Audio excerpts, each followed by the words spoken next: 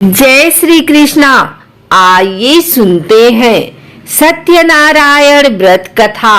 एक समय नैमिषारण्य 88,000 ऋषियों ने श्री सूत जी से पूछा, हे प्रभु, इस कलयुग में वेद विद्या रहित मनुष्यों को प्रभु भक्ति किस प्रकार मिलेगी तथा उनका उद्धार कैसे होगा। इसलिए हे मुनि श्रेष्ठ, कोई ऐसा व्रत कहिए जिससे थोड़े समय में पुण्य प्राप्त होवे तथा मनवांछित फल मिले। ऐसी कथा सुनने की हमारी इच्छा है। सर्वशास्त्र ज्ञाता सूत जी बोले, हे वैष्णवों में पूज्य, आप सबने सर्व प्राणियों के हित की बात पूछी है। अब मैं उस श्रेष्ठ व्रत को आप लोगों से कहूंगा जिस व्रत को नारद जी ने लक्ष्मी नारायण से पूछा था। एक समय योगी राज नारद जी दूसरों की हित की इच्छा से अनेक लोकों में घूमते हुए मृत्यु लोक में आ पहुँचे। वहां बहुत योनियों में जन्मे हुए प्रायः सभी मनुष्यों को अपने कर्मों के द्वारा अनेक दुखों से पीड़ित देखकर सोचा कि किस यत्न के करने से निश्चय ही इनके दुखों का नाश हो सकेगा। नारद ऐसा मन में सोचकर विष्णु लोक को गए। वहां श्वेत वर्ण और 4 भुजाओं वाले देवों के ईश नारायण को, जिनके हाथों में शंख चक्र गदा और पद्म थे तथा वरमाला पहने हुए थे, देखकर स्तुति करने लगे। हे भगवान, आप अत्यंत शक्ति से संपन्न हैं। मन तथा वाणी भी आपको नहीं पा सकती। आपका आदि मध्य और अंत नहीं है। निर्गुण स्वरूप सृष्टि के कारण भूत व भक्तों के दुखों को नष्ट करने वाले हो। आपको मेरा नमस्कार है। नारद जी से इस प्रकार की स्तुति सुनकर विष्णु भगवान बोले कि हे मुनि श्रेष्ठ, आपके मन में क्या है? आपका यहाँ किस काम के लिए आगमन हुआ है? निसंकोच कहो। तब नारद मुनि बोले, मृत्यु लोक में सब मनुष्य जो अनेक योनियों में पैदा हुए हैं, अपने कर्मों के द्वारा अनेक प्रकार के दुखों से दुखित हो रहे हैं। हे नाथ, मुझ पर दया रखते हो तो बतलाइए कि उन मनुष्यों के सब दुख थोड़े से प्रयत्न से ही कैसे दूर हो सकते हैं। श्री भगवान जी बोले, हे नारद, मनुष्यों की भलाई के लिए तुमने बहुत अच्छी बात पूछी है। जिस व्रत के करने से मनुष्य मोह से छूट जाता है, मैं वह कहता हूँ, सुनो। बहुत पुण्य देने वाला स्वर्ग तथा मनुष्य लोक दोनों में दुर्लभ एक उत्तम व्रत है। आज मैं प्रेम वश होकर तुमसे कहता हूँ, सत्यनारायण का यह व्रत अच्छी तरह विधान पूर्वक करके मनुष्य तुरंत ही यहाँ सुख भोग कर मरने पर मोक्ष को प्राप्त होता है। श्री भगवान के वचन सुनकर नारद मुनि बोले, उस व्रत का क्या फल है, क्या विधान है, किसने यह व्रत किया है और किस दिन यह व्रत करना चाहिए, विस्तार से बताइए। भगवान बोले, दुख शोक आदि को दूर करने वाला, धन धान्य को बढ़ाने वाला, सौभाग्य तथा संतान को देने वाला, यह व्रत सब स्थानों पर विजयी करने वाला है। भक्ति और श्रद्धा के साथ किसी भी दिन मनुष्य श्री सत्यनारायण भगवान की शाम के समय ब्राह्मणों और बंधुओं बांधवों के साथ धर्मपरायण होकर पूजा करें। भक्ति भाव से नैवेद्य केले का खम, घी, दूध और गेहूं का चूर्ण सवाया लेवें। गेहूं के अभाव में साठी का चूर्ण, शक्कर तथा गुड़ लें और सब भक्षण योग पदार्थ जमा करके भगवान को अर्पण कर देवें तथा बंधुओं सहित ब्राह्मणों को भोजन करावें। तत्पश्चात स्वयं भोजन करें, नृत्य गीत आदि का आचरण करें। सत्यनारायण भगवान को स्मरण करते हुए एक समय व्यतीत करें। इस तरह व्रत करने पर मनुष्य की रक्षा निश्चय ही होती है। विशेषकर कली काल में भूमि पर यही मोक्ष का सरल उपाय है। सूत जी बोले, हे ऋषियों, जिन्होंने पहले समय में इस व्रत को किया है उनका वृतांत कहता हूँ, ध्यान से सुनो। सुंदर काशीपुर नगरी में अति निर्धन ब्राह्मण रहता था। वह भूख और प्यास से बेचैन हुआ नित्य ही पृथ्वी पर घूमता था। ब्राह्मणों से प्रेम करने वाले भगवान ने ब्राह्मण को दुखी देखकर बूढ़े ब्राह्मण का रूप धरकर उसके पास जा आदर के साथ कहा, हे विप्र, नित्य दुखी हुआ पृथ्वी पर क्यों घूमते हो? हे श्रेष्ठ ब्राह्मण, यह सब मुझसे कहो, मैं सुनना चाहता हूँ। ब्राह्मण बोला, मैं बहुत निर्धन ब्राह्मण हूँ, भिक्षा के लिए पृथ्वी पर फिरता हूँ। हे भगवान, यदि आप इसका उपाय जानते हो तो कृपा कर कहो। वृद्ध ब्राह्मण बोला कि सत्यनारायण भगवान मनोवांछित फल को देने वाले हैं, इसलिए हे ब्राह्मण, तू उनका पूजन कर, जिसके करने से मनुष्य सब दुखों से मुक्त होता है। ब्राह्मण को व्रत का सारा विधान बतलाकर बूढ़े ब्राह्मण का रूप धारण करने वाले सत्यनारायण भगवान अंतर ध्यान हो गए।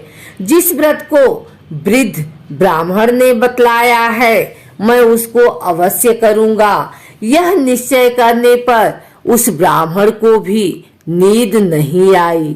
वह सवेरे ही उठ गया, सत्यनारायण के व्रत का निश्चय कर भिक्षा के लिए चला गया। उस दिन उसको भिक्षा में बहुत सा धन मिला, जिससे बंधु बांधवों के साथ उसने सत्यनारायण का व्रत किया। उसके करने से वह ब्राह्मण सब दुखों से छूटकर अनेक प्रकार की संपत्तियों से युक्त हुआ। उस समय से वह ब्राह्मण हर मास व्रत करने लगा। इस तरह सत्यनारायण भगवान के व्रत को जो करेगा सब पापों से छूटकर मोक्ष को प्राप्त होगा। आगे जो पृथ्वी पर सत्यनारायण का व्रत करेगा वह मनुष्य सब दुखों से छूट जाएगा। इस तरह नारद जी ने सत्यनारायण का कहा हुआ यह व्रत तुमसे कहा। हे विप्र, अब मैं और क्या कहूँ? ऋषि बोले, हे मुनीश्वर, संसार में इस ब्राह्मण से सुनकर किस किसने इस व्रत को किया, हम सब वह सुनना चाहते हैं। इसके लिए हमारे मन में श्रद्धा है। सूत जी बोले, हे मुनियों, जिसने इस व्रत को किया है वह सब सुनो। एक समय वह ब्राह्मण धन और ऐश्वर्य के अनुसार बंधु बांधवों के साथ व्रत करने के लिए तैयार हुआ। उसी समय एक लकड़ी बेचने वाला बूढ़ा आदमी आया और बाहर लकड़ियों को रखकर ब्राह्मण के मकान में गया। प्यास से दुखी लकड़हारा उनको व्रत करते देखकर ब्राह्मण को नमस्कार करके पूछने लगा कि आप यह क्या कह रहे हैं और इसके करने से क्या फल मिलता है, कृपा करके मुझसे कहो। ब्राह्मण ने कहा, सब मनोकामनाओं को पूर्ण करने वाला यह सत्यनारायण भगवान का व्रत है। इसकी ही कृपा से मेरे यहाँ धन धान्य आदि की वृद्धि हुई है। ब्राह्मण से व्रत के बारे में जानकर लकड़हारा बहुत प्रसन्न हुआ। चरणामृत ले और प्रसाद खाने के बाद अपने घर को आया। लकड़हारे ने मन में इस प्रकार का संकल्प किया कि आज ग्राम में लकड़ी बेचने से जो धन मिलेगा उसी से सत्यनारायण देव का उत्तम व्रत करूंगा। यह मन में विचार कर वह बूढ़ा लकड़हारा लकड़ियां अपने सिर पर रखकर जिस नगर में धनवान लोग रहते थे वह ऐसे सुंदर नगर में गया। उस दिन वहां पर बूढ़े को उन लकड़ियों का दाम पहले दिनों से चौगुना मिला। तब वह बूढ़ा लकड़हारा दाम ले और अति प्रसन्न होकर पक्के केले की फली, शक्कर, घी, दूध, दही और गेहूं का चूड़ इत्यादि सत्यनारायण भगवान के व्रत की कुल सामग्रियों को लेकर अपने घर गया। फिर उसने अपने भाइयों को बुलाकर विधि के साथ भगवान का पूजन और व्रत किया। उस व्रत के प्रभाव से बूढ़ा लकड़हारा धन धान्य आदि से युक्त हुआ और संसार के समस्त सुख भोग कर बैकुंठ को चला गया। श्री सूत जी बोले, हे श्रेष्ठ मुनियों, अब मैं आगे की एक कथा कहता हूँ। प्राचीन काल में उल्कामुख नाम का एक महान ज्ञानी राजा था। वह जितेंद्रिय और सत्य वक्ता था। प्रतिदिन मंदिरों में जाता तथा गरीबों को धन देकर उनके दुख दूर करता था। उसकी पत्नी कमल के समान सुंदर मुख वाली और सती साध्वी थी। एक दिन भद्रशिला नदी के तट पर वे दोनों विधि विधान सहित श्री सत्यनारायण भगवान का व्रत कर रहे थे। उस समय वहां साधु नामक एक वैश्य आया। उसके पास व्यापार के लिए बहुत सा धन था। वह वैश्य नाव को नदी के किनारे पर ठहराकर राजा के पास आया। राजा को व्रत करते हुए देखकर उसने विनम्रता पूर्वक पूछा, हे राजन, यह आप क्या कर रहे हैं? मेरी सुनने की इच्छा है। कृपया आप यह मुझे भी समझाइए। महाराज उल्कामुख ने कहा, हे साधु वैश्य, मैं अपने बंधु बांधवों के साथ पुत्र की प्राप्ति के लिए श्री सत्यनारायण भगवान का व्रत व पूजन कर रहा हूँ। राजा के वचन सुनकर साधु नामक वैश्य ने आदर से कहा, हे राजन, मुझे भी इसका संपूर्ण विधि विधान बताएं। मैं भी आपके कहे अनुसार इस व्रत को करूंगा। मेरी भी कोई संतान नहीं है। मुझे विश्वास है इस उत्तम व्रत को करने से अवश्य ही मुझे भी संतान होगी। राजा से व्रत के सब विधान सुन व्यापार से निवृत्त हो वह वैश्य सुखपूर्वक अपने घर आया। उसने अपनी पत्नी को संतान देने वाले उस व्रत के विषय में सुनाया और प्रण किया कि जब मेरी संतान होगी तब मैं इस व्रत को करूंगा। वैश्य ने यह वचन अपनी पत्नी लीलावती से भी कहे। एक दिन उसकी पत्नी लीलावती श्री सत्यनारायण भगवान की कृपा से गर्भवती हो गई। 10वें महीने में उसने एक अति सुंदर कन्या को जन्म दिया। दिनों दिन वह कन्या इस तरह बढ़ने लगी जैसे शुक्ल पक्ष का चंद्रमा बढ़ता है। कन्या का नाम उन्होंने कलावती रखा। तब लीलावती ने मीठे शब्दों में अपने पति को याद दिलाया कि आपने जो भगवान का व्रत करने का संकल्प किया था, अब आप उसे पूरा कीजिए। साधु वैश्य ने कहा, हे प्रिय, मैं कलावती के विवाह पर इस व्रत को करूंगा। इस प्रकार अपनी पत्नी को आश्वासन दे। वह व्यापार करने विदेश चला गया। कलावती पितृगृह में वृद्धि को प्राप्त हो गई।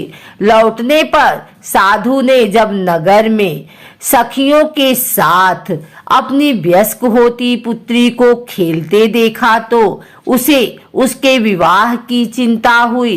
तब उसने एक दूत को बुलाकर कहा कि उसकी पुत्री के लिए कोई सुयोग्य वर देखकर लाए। दूत साधु नामक वैश्य की आज्ञा पाकर कंचन नगर पहुंचा और देखभाल कर वैश्य की कन्या के लिए एक सुयोग्य वरिक पुत्र ले आया। उस सुयोग्य लड़के के साथ साधु नामक वैश्य ने अपने बंधु बांधवों सहित प्रसन्नचित होकर अपनी पुत्री का विवाह कर दिया। दुर्भाग्य से वह विवाह के समय भी सत्यनारायण भगवान का व्रत करना भूल गया। इस पर श्री सत्यनारायण भगवान अत्यंत क्रोधित हो गए। उन्होंने वैश्य को श्राप दिया कि तुम्हें दारुण दुख प्राप्त होगा और फिर अपने कार्य में कुशल।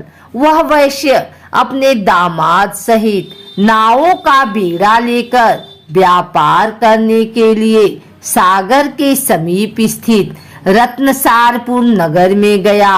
रत्नसारपुर पर चंद्रकेतु नामक राजा राज्य करता था। दोनों ससुर जमाई चंद्रकेतु राजा के उस नगर में व्यापार करने लगे। एक दिन भगवान सत्यनारायण की माया से प्रेरित एक चोर राजा चंद्रकेतु का धन चुराकर भाग रहा था। राजा के दूतों को अपने पीछे तेजी से आते देखकर चोर ने घबराकर राजा के धन को वैश्य की नाव में चुपचाप रख दिया जहां वे ससुर जमाई ठहरे हुए थे और भाग गया। जब दूतों ने उस वैश्य के पास राजा के धन को रखा देखा तो उन्होंने उन ससुर दामाद को ही चोर समझा। वे उन ससुर दामाद दोनों को बांध कर ले गए और राजा के समीप जाकर बोले, आपका धन चुराने वाले ये दो चोर हम पकड़ कर लाए हैं, देखकर आज्ञा दे। तब राजा ने बिना उस वैश्य की बात सुने उन्हें कारागार में डालने की आज्ञा दे दी। इस प्रकार राजा की आज्ञा से उनको कारावास में डाल दिया गया तथा उनका सारा धन भी छीन लिया गया। सत्यनारायण भगवान के श्राप के कारण उस वैश्य की पत्नी लीलावती व पुत्री कलावती भी घर पर बहुत दुखी हुई। उनका सारा धन चोर चुरा कर ले गए। मानसिक व शारीरिक पीड़ा तथा भूख प्यास से अति दुखी हो भोजन की आस में कलावती एक ब्राह्मण के घर गई। उसने ब्राह्मण को श्री सत्यनारायण भगवान का व्रत विधि पूर्वक करते देखा। उसने कथा सुनी तथा श्रद्धा पूर्वक प्रसाद ग्रहण कर रात को घर आई। माता ने कलावती से पूछा, हे पुत्री, तू अब तक कहाँ रही?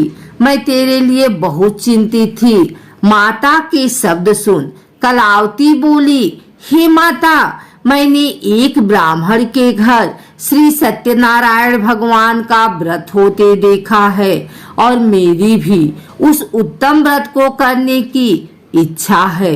माता ने कन्या के वचन सुनकर सत्यनारायण भगवान के पूजन की तैयारी की। उसने बंधुओं सहित श्री सत्यनारायण भगवान का पूजन व व्रत किया और वर मांगा कि मेरे पति और दामाद शीघ्र ही घर लौट आएं। साथ ही विनती की हे प्रभु, अगर हमसे कोई भूल हुई हो तो हम सबका अपराध क्षमा करो। श्री सत्यनारायण भगवान इस व्रत से प्रसन्न हो गए। उन्होंने राजा चंद्रकेतु को स्वप्न में दर्शन देकर कहा, हे राजन, जिन दोनों वैश्यों को तुमने बंदी बना रखा है वे निर्दोष हैं। उन्हें प्रातः ही छोड़ दो। उनका सब धन जो तुमने अधिग्रहित किया है लौटा दो, अन्यथा मैं तुम्हारा राज्य, धन, पुत्रादि सब नष्ट कर दूंगा। राजा से ऐसे वचन कहकर भगवान अंतर ध्यान हो गए और फिर प्रातः काल राजा चंद्रकेतु ने दरबार में सबको अपना स्वप्न सुनाया और सैनिकों को आज्ञा दी कि दोनों वैश्यों को कैद से मुक्त कर दरबार में ले आए। दोनों ने आते ही राजा को प्रणाम किया। राजा ने कोमल वचनों में कहा, हे महानुभावों, तुम्हें अज्ञानतावश ऐसा कठिन दुख प्राप्त हुआ है। अब तुम्हें कोई भय नहीं है, तुम मुक्त हो। इसके बाद राजा ने उनको नए नए वस्त्राभूषण पहनवाए तथा उनका जितना धन लिया था उससे दोगुना लौटाकर आदर से विदा किया। दोनों वैश्य अपने घर को चल दिए। सूत जी ने आगे कहा, वैश्य ने यात्रा आरंभ की और अपने नगर को चला। उनके थोड़ी दूर आगे बढ़ने पर दंडी वेशधारी श्री सत्यनारायण भगवान ने उनकी परीक्षा लेने हेतु उससे पूछा, हे वैश्य, तेरी नाव में क्या है? अभिमानी वणिक हंसता हुआ बोला, हे दंडी, आप क्यों पूछते हैं? क्या धन लेने की कामना है? मेरी नाव में तो बेल के पत्ते भरे हैं। वैश्य के ऐसे वचन सुनकर दंडी वेशधारी श्री सत्यनारायण भगवान बोले, तुम्हारा वचन सत्य हो। ऐसा कहकर वे वहां से चले गए और कुछ दूर जाकर समुद्र के तट पर बैठ गए। दंडी महाराज के जाने के पश्चात वैश्य ने नित्य क्रिया से निवृत्त होने के बाद नाव को ऊंची उठी देखकर अचंभा किया तथा नाव में बेल पत्ते आदि देखकर मूर्छित हो जमीन पर गिर पड़ा। मूर्छा खुलने पर अति शोक करने लगा।